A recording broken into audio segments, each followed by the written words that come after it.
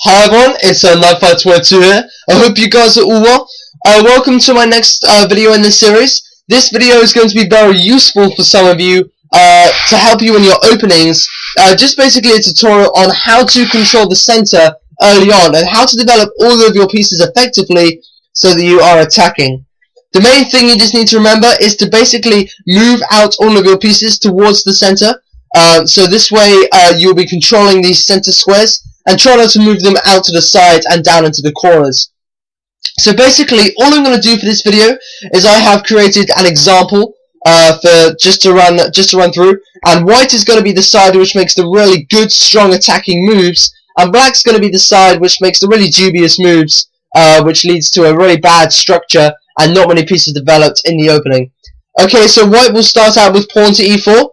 Pawn to e4 is the most common move in chess. It is also very aggressive and very good, as it pins down with d5 and f5 squares. Also, as you can see, it releases this bishop to control this diagonal and this queen to come out to this diagonal. So already doing a lot of things just on the first move. White has a big lead. This is why grandmasters tend to win more with the white pieces, as they just have one extra move to develop their pieces. Okay, so black's now going to make the dubious move, knight out to h6. There's a main reason why this move isn't very good. The knight's not doing very much on h6. To be perfectly honest with you, the knight can only go to 4 squares, one of the squares being back where it came from. If you look at the other alternative where the knight can go, it can actually go out onto f6. This way it's controlling 8 different squares, as opposed to the squares which it's controlling on h6. 2 of them which aren't very useful at all. Obviously on f6 it will also be controlling the e4 square and the d5 square. Knight f6, the Alakai's defense, but knight h6 definitely not a decent first move. Okay, white is going to continue with knight out to f3. I've just talked about this. Knight f3 is a simple development move to control these dark squares in the center. So if you notice now, white is already controlling all 4 of these center squares which I was talking about. It's controlling e5 and d4 with its knight, and e4 and d5 with its pawn. Okay, so now what's going to happen is black's going to play c6. There's a couple moves where this move isn't great. It is a very passive move. It is not a very aggressive move to actually control the center. I mean, yeah, the pawn is attacking d5, but it's really not hanging in there very well, and it's not really doing much in terms of opening up bishops and access for knights. It's actually blocking the knight from coming out to the most useful square for the queenside knight, which is c6. Okay, so white's going to continue with pawn to d4. This is now further attacking the d5 and c5 squares, sorry, e5 and c5 squares. So now all of these squares along here are controlled by white. It's going to be very hard to break up this pawn chain, especially as one of the pawns is now protected by the knight and the queen. Also, it opens up the other diagonal for the bishops, so the bishops are ready to come out. Black now makes the next biggest blunder in the opening book of stupid blunders. He brings his queen out to a5. Check. It might seem very appealing, as it is check, and black has made the first check of the game, but as often a mistake many new players make, check is not necessarily a great move. As you'll see in this case, just because it attacks the king, it's not always great, and it may end up worse for you, as it does in this variation. So white immediately takes advantage of the fact that black has moved his queen too early on. Basically, this is a bad idea because the queen can be liable for attack by the other minor pieces which come out first, such as the knights and the bishops. And now black's got to move his queen again, so black loses a tempo. The next move he makes is, yes, you guessed it, it was dubious. He moved his queen back to d8. Now, one of the reasons that this wasn't great, as I said, the queen shouldn't be out early on, and he shouldn't have moved it in the first place. What can he do to repair? I would recommend more queen to c7. I mean, he has, yes, wasted a tempo, but what's the queen doing on d8? If he moves it, he might as well move it to somewhere vaguely useful, which would be c7, attacking this diagonal. So queen to d8, yeah, another silly move. White's now going to go ahead and defend the other pawn and attack the light squares with his knight on c3. So basically he's developing, he's clearing the file to get castle and to connect his rooks.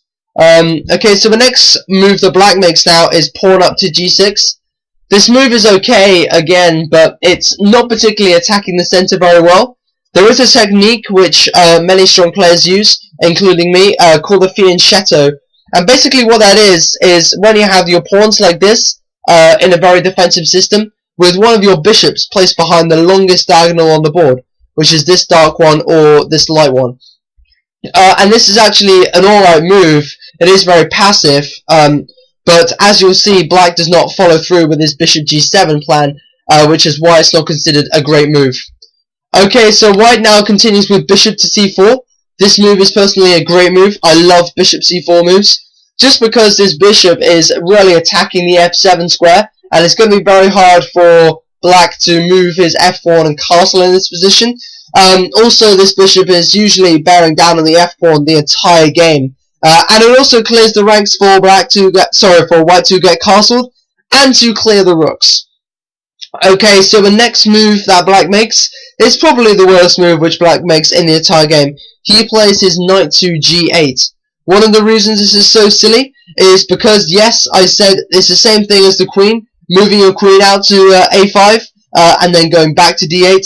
This knight, it was doing something. It could contribute to the g4 square at any time, but going back on g8, the knight is literally doing nothing. And it's stupid, as the knight came out to h6, then a few moves later, it just came back to g8.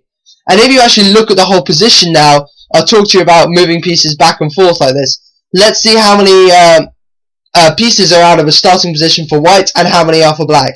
So white has got 1, 2, 3, 4, 5, 6 pieces out of a starting position, and black has got 2 pieces out of a starting position, even though they have had the same amount of moves. They both had 6 moves each. White has spent each one of those moves contributing to the center, as black has been faffing around with his queen and his knight, and has only made 2 pawn moves which are not controlling the center whatsoever. Okay, so white's now got a castle in this position. Usually in Grandmaster games, you'll see castling at least, I'll say, 90% of the time, if not more, typically on the king side, but on the queen side many times as well. Basically, the idea is your king can get to safety, and at the same time, it brings a rook to control the open files, which are usually the files closer to the center of the board early on in the game. So this is why this is a very effective move. Also, it connects the rooks. The rooks are always better when they're connected. All white has to do is just make a move such as queen up to e2, and the rooks will be connected. Black now plays the bishop out to h6. This is an okay move, but there's no real reason to make the move.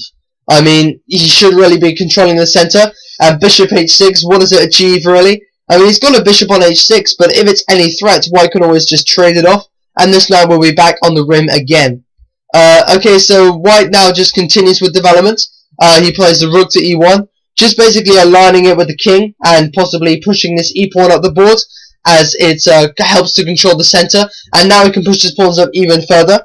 I should just mention that white probably didn't take this bishop in this position, just because it allows the knight to come back out to a more useful square which is on. So that's why he didn't do that. It would just be a waste of a move for him. Now black plays the bishop takes on d2. This is again a silly move, as it just wastes the move. I mean, this bishop was okay out on h6, but it just moves the bishop twice, and it really wastes a move. And as you can see, after queen takes again, how many moves is the black side made? 2. How many moves has the white side made? 9. As you'll see, the only piece, apart from the pawns, which white no longer has in the starting position, is the rook on a1, and black has all of the pieces back in starting positions on the back rank. Okay, so that was basically the tutorial which I was going to show you. Obviously, white now controlling the center. I hope it helped some of the low-rated players to actually help develop their pieces in the opening. Hi there, Lorenzo, if you're watching. We talked about this in the library today. So yeah, thank you very much for watching, everybody. I've been NightFighter22. I wish you good luck playing chess, and I'll see you next time. Goodbye, everyone.